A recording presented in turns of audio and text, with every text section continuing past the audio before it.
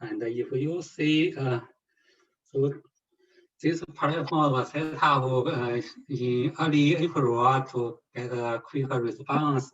Then we use this source and other data, other tools to analyze the data from our city, from our hospital, and from other countries to check the transmission and evolution of the virus in different location levels. This helps us to redesign some infection control strategy in hospital, and also let us to find the pattern in the states where could help with the action to take. For example, the effectiveness of travel restrictions. And here is an overview of this platform we designed. For the data, we have both internal data and external data. The internal data coming from our hospital and some other children's hospitals in the country. We collect samples from the patient, and we trace the RNA and do the library preparation. Then we do the sequencing in our center, personalized medicine center, and that data was processed by bioinformatics analysis from QC to variant calling, consistent genome construction. At the same time, we also collect the clinical data as much as possible. Then we convert the data from different sources to try to standardize them to standardize the dictionary to generate the comparable metadata. From public data repositories, the major ones are the set from Germany to the right. You see the list. The pieces from Germany and GenBank from the United States, and XinCV is something from China.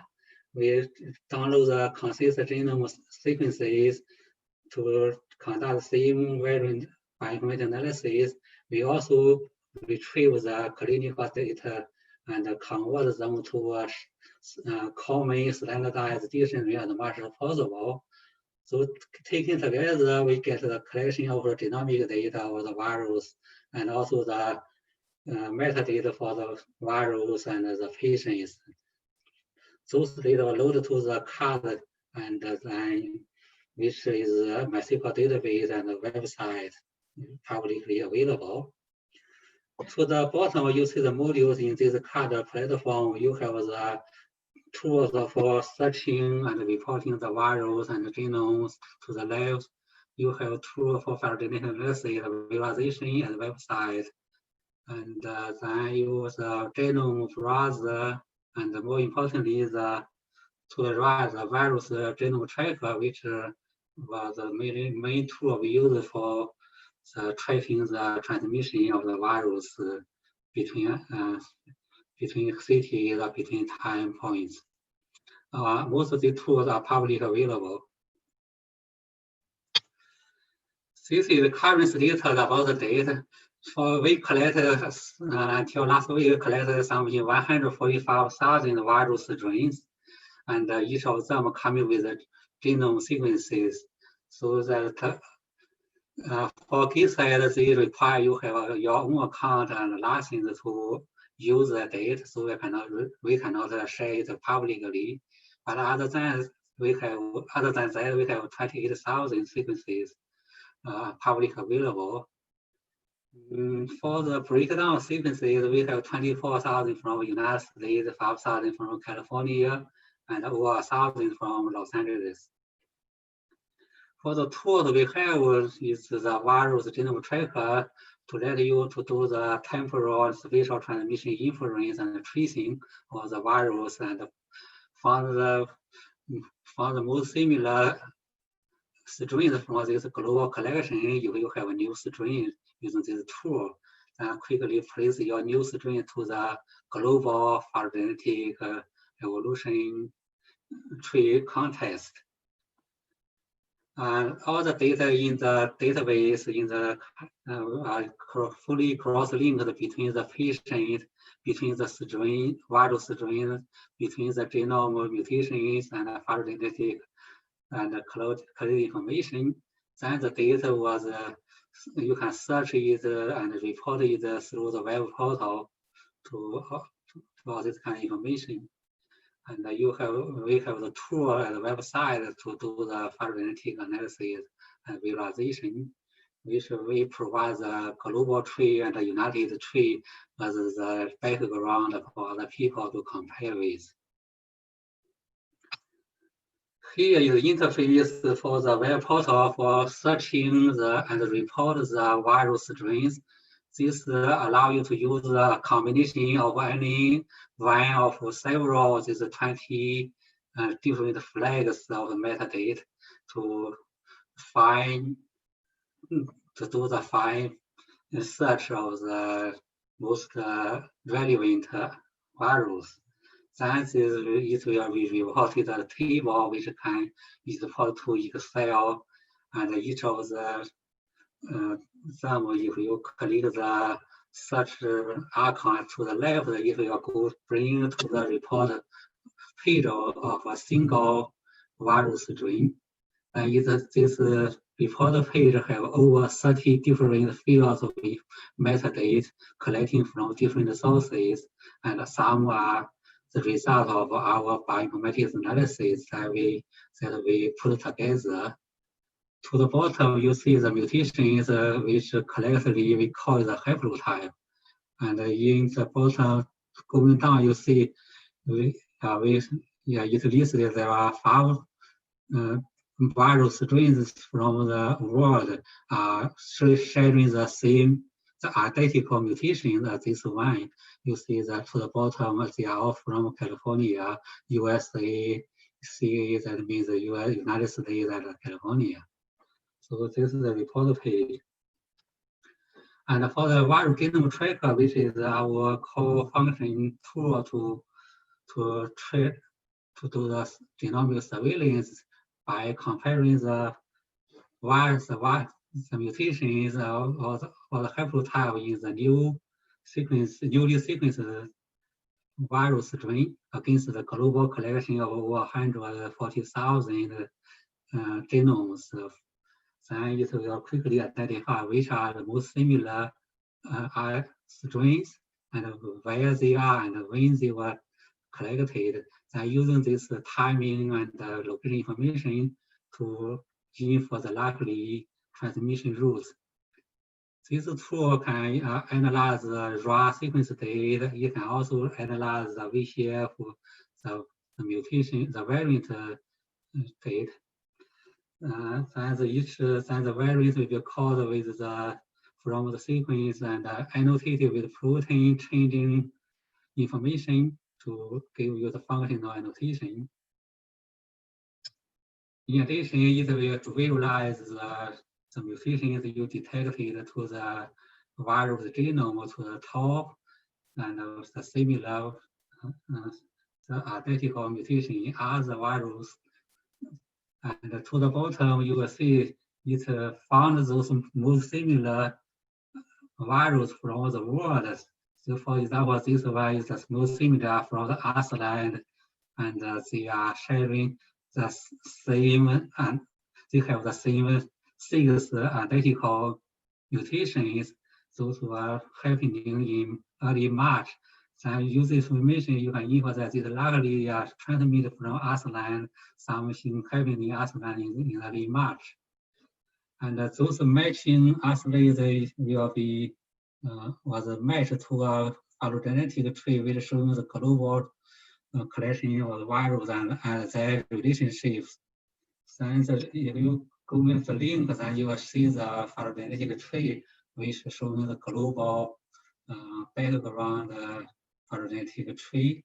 This tool allows you to see the ping are those matched to your input, and they are those sharing the same identical mutations, or they are having fewer mutations than your input. But if this green, then something sharing all those mutations as your input, but could having additional mutations that which could be down in the transmission. This tree you can cut the sub trees out and zoom in, zoom out from the from the left panel icons, so all kind of tree operation. So this is about the platform we developed. Now I will introduce our next result with the data in California, from in our city, Los Angeles, and other countries.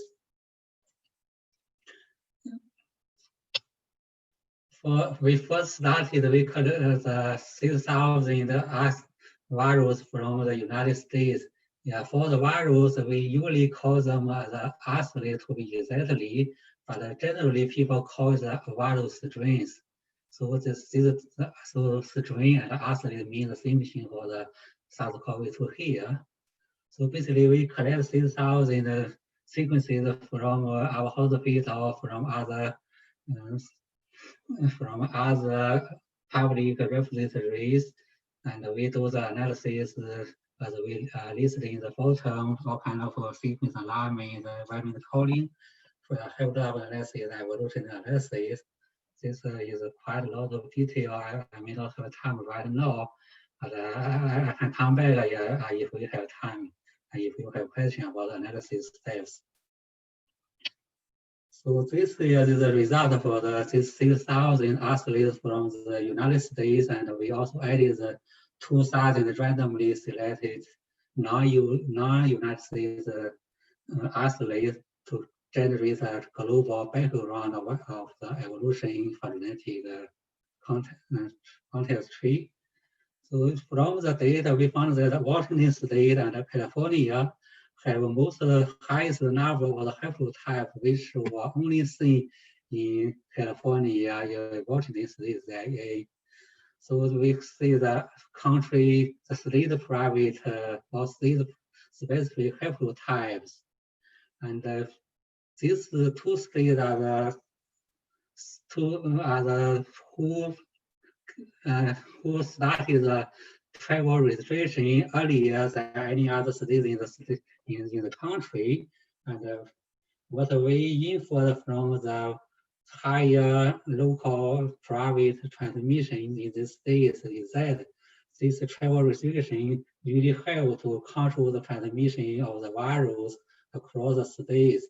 This is effective in controlling the transmission.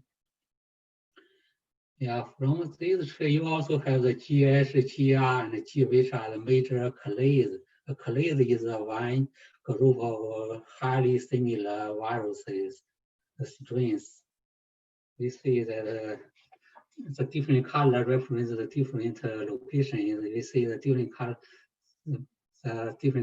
or different locations, they are quite separated to distinct clades. For example, for the S clade, mostly the blue one are those from Washington State.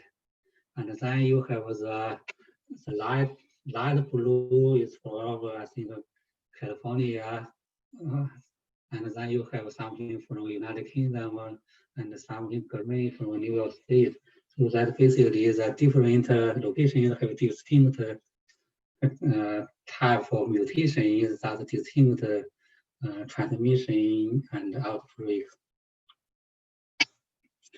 So when we go further to collect 50,000 isolate data from the global resources, and from the data we identify the country's private variant profiles, and we see the accumulation of this private profile was accelerating over time.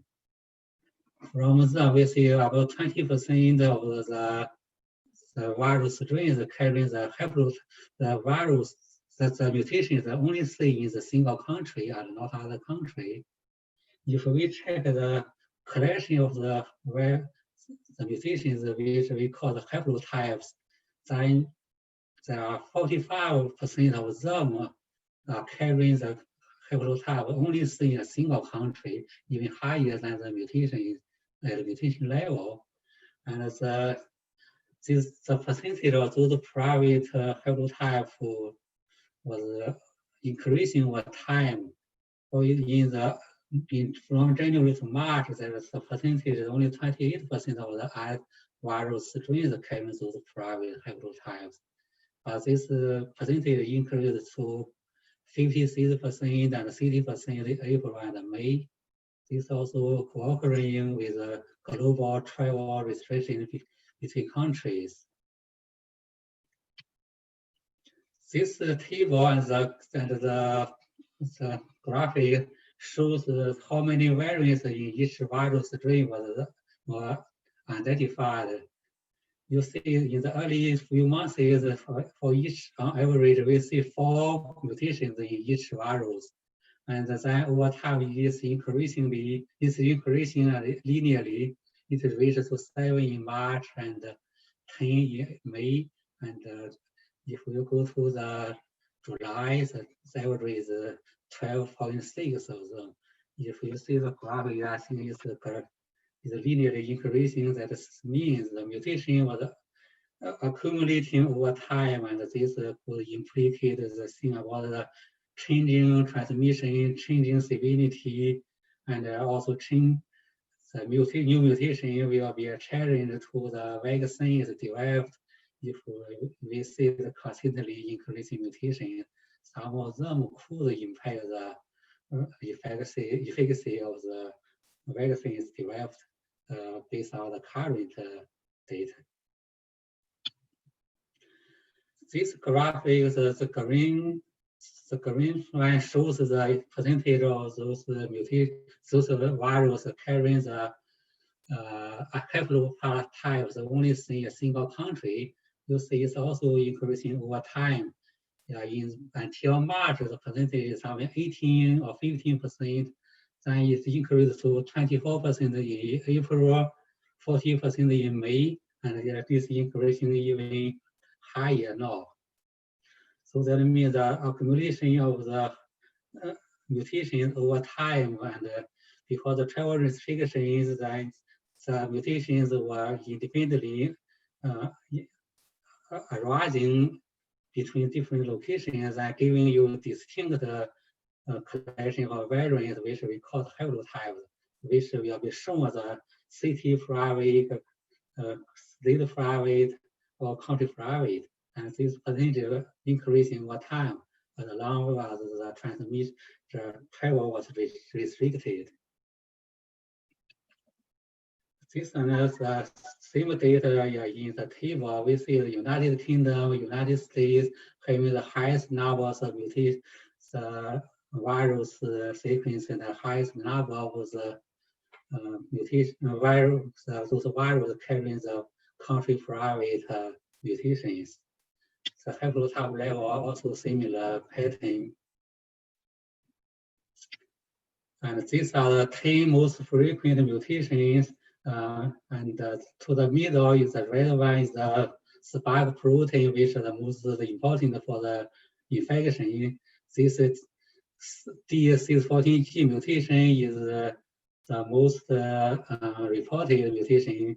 It was known to be affecting the transmissibility of the virus based on the in vitro functional studies. So that's why we see that it's getting dominant in Europe and the United States now, with over 80% of them in May. But it's lower in Asia if you see the blue bar, which is 38%, because this one arrives later during the transmission of it. And now I put more focus on California states. California is the first 9 months of the COVID-19 pandemic. So we did the comprehensive transmission and haplotype analysis to identify the landscape of 4,000 California isolates.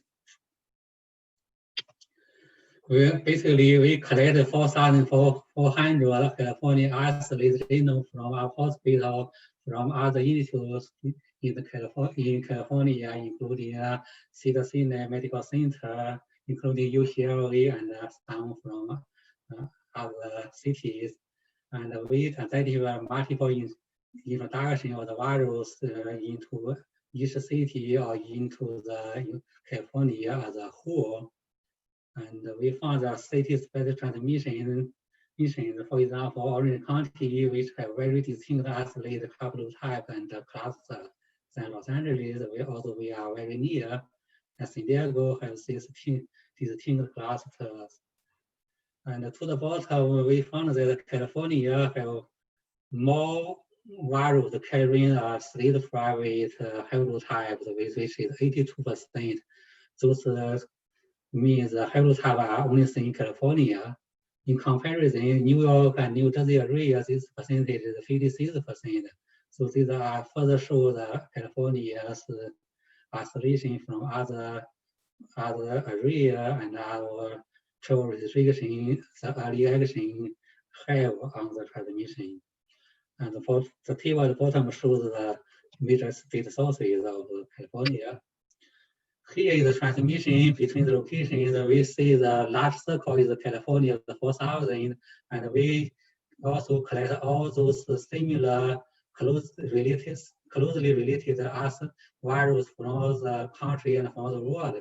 We can see the transmission pattern. The blue color are the 19A and 19B clade. They are the oldest one with fewest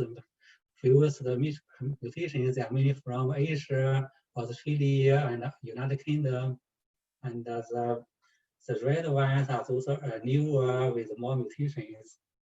And if we go down to the city, country level, we see within the country, we see California and New York, Boston, Wisconsin, and Washington. We all have transmission between each other. And that one was the transmission pattern during the early stage, which we call the initial stage, which until March 31st. Basically, the time when the no travel restriction was widely imposed, and the first few days after travel restriction, we see there are kind of free and widespread transmission. Now, as time going on since April, after the lockdown, we see that we have much fewer transmission from other countries to California. If you see the top, we have some from Europe and some from the eastern coast, but the number is much fewer than the initial stage, and we don't see anything from Asia anymore. If you go to the bottom, and we see what I call the post-lockdown stage after the middle of June. We see basically we don't see any transmission from other countries. We see something from other states in the middle of the United States, but even no longer from New York and Boston, which are early epicenter of the pandemic. So I think that we are tell us that over time we have very good travel restrictions across the state, and so we limited the transmission between the states very well. So if any transmission is most likely within California. And this shows different areas of California. They also have tried distinct transmission patterns, especially for Orange County in the initial 2.5 months. You see, you don't have transmission from Europe or not from New York. You have something from Oregon. But for Los Angeles, Bay Area, and San Diego, they have something similar, but a little different in each other. Then this is a global, the general phylogenetic tree of the California isolates, which will including the 2,400 very closely related non-California isolates. Each location is a color, but different color. We can see from the color, we see they are clustering. That means the virus from each location is clustered in the transmission route. This is visualized with a tool which is called outbreaks from the necessary package. It lets you to customize the visualization. And this is the same data, but it's the scale by the mutation numbers. So if you have many multiple viruses having the identical mutations, they will shown as a single spot here. And from here you can see the different colors. They are going to distinct branches. That means they are doing the distinct transmission clusters between the different locations. Hey, Shen, you got 10 minutes or so left, just so you can make sure you can get any questions that you may want to address later on. So take your time. Okay, sorry. Okay, this is the same phylogenetic tree which shows the relationship between all the isolates 4,000 from California, 2,000 closely related from other countries, other states. So you can see the different locations according to the color are kind of clustered, especially the red for the Bay Area, the green for San Diego, and the purple for Los Angeles. Here we see that for the proportion of the different clades, that means that the different group of isolates having the similar number of similar mutations, the proportion are changing over time from initial stage, lockdown stage, and post-lockdown. Gradually, we see the older 19A, which is blue, disappearing from the Los Angeles, from Bay Area, from San Diego, but stopping left in California, in Los Angeles only. Now we come to data in Los Angeles. This we analyzed 1,058 isolates from Los Angeles. The data coming from CHLA in blue and yellow, with the Cedar-Sinai Medical Center, which is the light blue, and then 141 from UCLA, those shown in the gray. We see they are mixed quite well between each other, and the cell transmission are kind of mixed, and they also show that the introduction to Los Angeles is a multiple introduction affecting all the major clades. This is the same thing in rectangular layout. And here, if we see the transmission of between the virus in Los Angeles and other cities or other countries, we see the top of the initial stage, the transmission coming from Europe, coming from Eastern Coast, coming from Michigan, to the left, the blue ones are those from Asia. Then to the left bottom, you see the lockdown stage.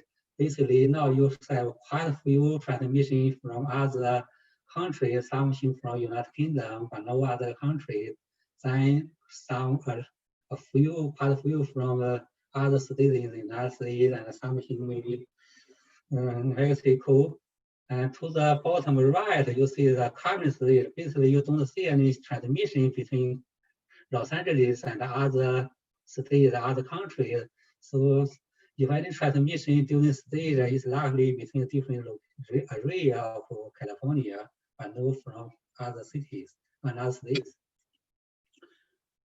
Here you saw even in the Los Angeles, we see that there are some clusters, even smaller scale specific outbreaks. For example, for this stop clade, which is from 20C, we have a city of the isolates for Los Angeles. 59 of them are from our CHLA, and only one from UCLA. So that means even for within the city, the different areas, they still have some kind of distinct outbreaks which are caused by different virus clades. Because if we assume a random distribution in the city, and then we do a chi-square test of the ratio of CT 59 to 6, and by the number, the p-value will be something 2 to the minus 5. So it's quite, so that rejects the randomly distributed or random sampling hypothesis. So even with the city, with the same city, yeah, for example, the Beverly Hills and Montebello, they have distinct, they could have some distinct isolates circulating. This shows Orange County. You see there 49 of the orange colors are coming from Orange County. You see they are forming exclusively Orange County large branch. This which was collected from April until the July, which are over 3 months. But you see the transmission, they are low, they are limited to Orange County. It's not showing any Los Angeles area. So basically, I think that tells the people and the cases and the medical care are getting good control if some cases are identified. It's not spreading we worried, even we are very close. And this shows more data from the Orange County. You see the arrows shows those identical virus from Orange County, and you see they often show the distinct group for private for the Orange County. And this is for zoom in, zoom out, something washing. We also see this graphic shows the bottom is a diamond princess, which was started in Japan for months before people were released. To the right, you saw the similar virus spread to multiple countries, most of them to India, some to Singapore, United States, in California, where you will see the purple, and also some green in other locations. So this shows by the mutation level, you see that these are straight line, which means they are identical mutations from arrays from India, because they are transmitted to India, to Australia, to California, which is purple. And those viruses similar to those the diamond princess cruise infections. Okay, we've only got like 2 minutes left. Okay, yeah. I'm not sure if we can get all the questions in right now, but Navina, do you have any questions that have been penned that we might want to see if we can get in the last 2 minutes? Okay, so then for the Mexico, we see there. So Mexico is a light blue, then San Diego is green. We see that sometimes they are quite clustered to each other, some kind of transmission happening between them. Thank you. I think that's all the talk. Yeah, this work coming from a lot of the Department of Pathology, Laboratory Medicine in our hospital and our center, which is also part of this department. All the people, the leadership, and the staff who do the sequencing, who initiate the analysis. And you to the right, the big sources, and those the bottom are our sources from California. We thank all of them for sharing the data to make the data as possible. Sorry, that's the time. I'm trying to see any question. Hey, no worries. I definitely appreciate your time, and I want to thank you on behalf of DataCon 2020. It's definitely been a very informative session. I was happy to see the visuals of the maps and how everything kind of translated over that port, right? But I invite any of the attendees to reach out to Shen if you have any questions regarding to anything. Again, I appreciate everything you've done to prepare for this, and your work has truly been appreciated for this time we have at this point. So again, thanks everybody for joining the call, and look forward to the recording online for DataCon 2020. Thank you. Yeah, thank you very much. I'm very glad to have people listen to me. And if you have more questions, I cannot answer now, but you can make contact at the IF, so we can discuss more with the IF. That's fantastic. Well, appreciate it again, and we'll see you guys again at the next DataCon. Yeah, thank you so much. Yeah.